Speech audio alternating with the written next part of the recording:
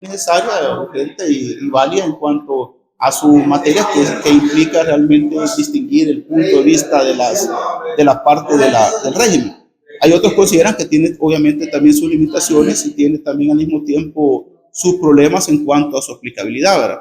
Yo pensaría que el régimen fue en su momento y creo que se convirtió en una necesidad ya que el orden público estaba roto. Teníamos 80 homicidios en 3 días, 81, 82, un día con 62 homicidios. Realmente había un problema en el país. Ahora, cuando se instala, le permite herramientas legales al gobierno para poder establecer capturas, uso de recursos y otra serie de cuestiones. Ahora, a 3 años de eso, El Salvador ya traía un síntoma importante en cuanto a lo que es la reducción de homicidios y hoy se convierte, según las estadísticas oficiales que tenemos, en el país con la tasa más baja de homicidios en el hemisferio. Eso es importante, pues obviamente nadie va a estar, creo que nadie con los dedos de frente va a decir que el país tiene que regresar a donde venía. Es un país que sufría, ¿no? Que sufríamos seriamente. Las pandillas eran un cáncer en la sociedad y creo que cada quien que lo sufrimos, lo vivimos. Yo personalmente tuve el asesinato de mi suegro, por ejemplo. Es decir, nadie va a querer decir que ese pasado tenemos que regresar. Ahora, a mí lo que me preocupa, y creo que sí me tiene siempre, y lo he dicho desde hace mucho rato, es que tenemos que crear las bases para no llegar a utilizar un régimen de excepción. El régimen de excepción es una herramienta en última instancia y su prolongación, como dice la criminología crítica, es también las preocupaciones del uso político que puede hacer de ella. Algo que muchas organizaciones de derechos humanos señalan como un problema también, en el sentido de que se pueda extender la visión del control hacia lo que es el ciudadano, algo que tiene que preocuparnos a todos porque nuestra libertad y los derechos tienen que estar encima de cualquier situación. Ahora, alguien dice, ¿se puede seguir combatiendo la delincuencia sin régimen? Obviamente tienen que sentarse a plantearlo, porque también existe todavía núcleos de delincuentes y como alguien decía por ahí también, las condiciones y la estructura de donde nacieron las pandillas siguen vigentes. La exclusión, la marginación, la falta de oportunidades están ahí. Los intentos y la cultura que se creó sobre eso, una subcultura nada buena, pues ahí están todavía presentes. Entonces, ese combate, todas esas instancias también son importantes para valorar si el régimen de excepción tiene que continuar o no continuar. Yo pensaría que si el régimen de excepción es una herramienta legal para combatir delincuentes, que se combatan delincuentes, pero que los derechos ciudadanos se restablezcan en función de la necesidad que tienen, de la visión que tienen y la proyección hacia lo que es la creación de una armonía. La paz social es importante. Gallup decía, el informe Gallup, no sin Gallup, hay que aclarar Gallup, de que somos el país en el hemisferio con la mayor tasa, obviamente menor tasa de homicidios, y también el país con la mayor alta percepción de seguridad de sus ciudadanos. Eso es bueno, pero Gallup nos dice, con un peligro importante que es un Estado policial. Si un Estado donde el control al ciudadano sea complejo. Y eso tiene que evitarse, revisarse para no caer en eso. Y por supuesto hay síntomas que podrían decirlo si nos basamos en algunos argumentos que las organizaciones dicen. Ahora, hay que escuchar a las organizaciones, porque también hay personas que en este régimen son inocentes, pues están metidos en la cárcel y no son inocentes porque lo digan, sino que porque se han demostrado y ahí están las cartas de libertad y no les dan. Y eso también hay que decirlo. Bueno, el propio ciudadano de la presidencia ha planteado que hay 8,000 personas que han sido liberadas.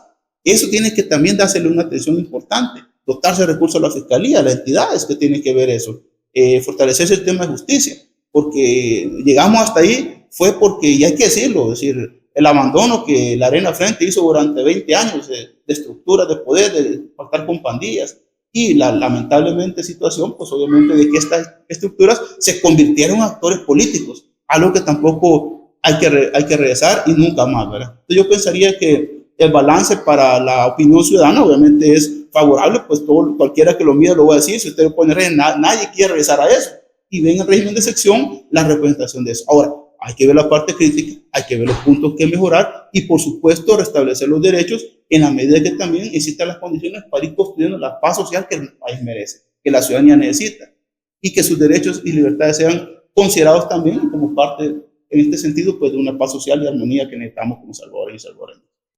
Bueno, hay que plantear que la visita de la secretaria de los Estados Unidos obedece obviamente a un interés que tiene los Estados Unidos de América en llegar a los países que consideran en este caso sus socios principales en este momento en materia de una de sus políticas más importantes, que es el tema del control de la migración irregular y lo que significa en buena parte el tema de la criminalidad en los Estados Unidos, que consideran en su perspectiva ese punto.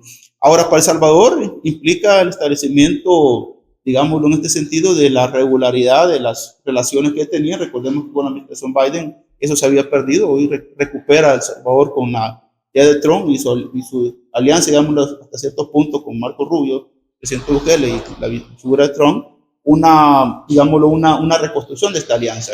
En ese marco, las palabras de ella fueron claras, fueron claves, inclusive en la semiótica de la imagen, pues manda un mensaje al tema precisamente en los Estados Unidos, que significa que no va a ser tolerantes con el tema precisamente de la migración. Ahora, eso para Estados Unidos y el votante norteamericano, y Estados Unidos posiblemente sea algo que elogie el trabajo que tiene y una línea discursiva coherente con el planteamiento de la campaña.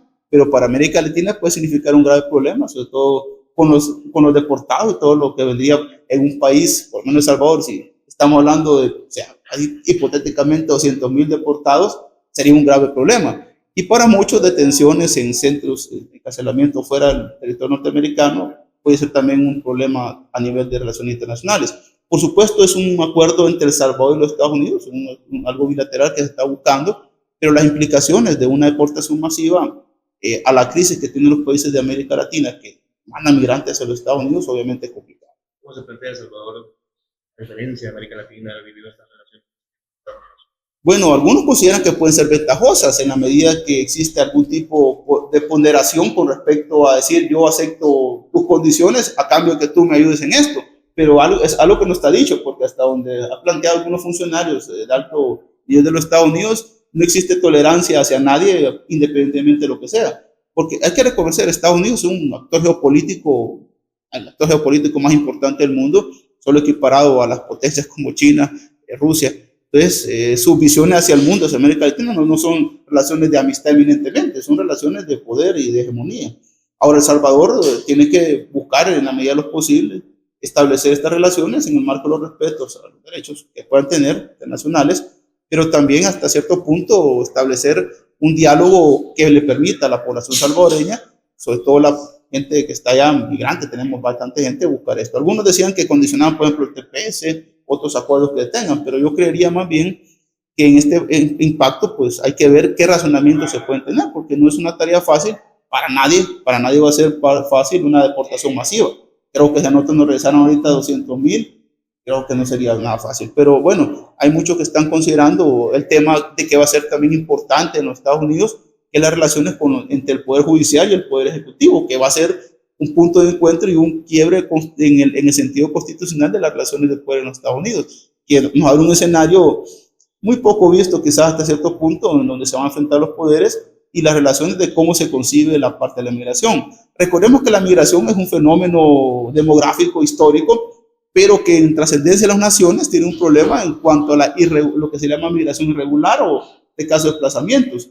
Recordemos, desde la pandemia casi aquellas famosas caravanas que iban desde Honduras, que iban la gente caminando en cantidades, bueno, después venezolanos. Eso representó para Estados Unidos, para los Estados Unidos en materia de seguridad nacional, una amenaza.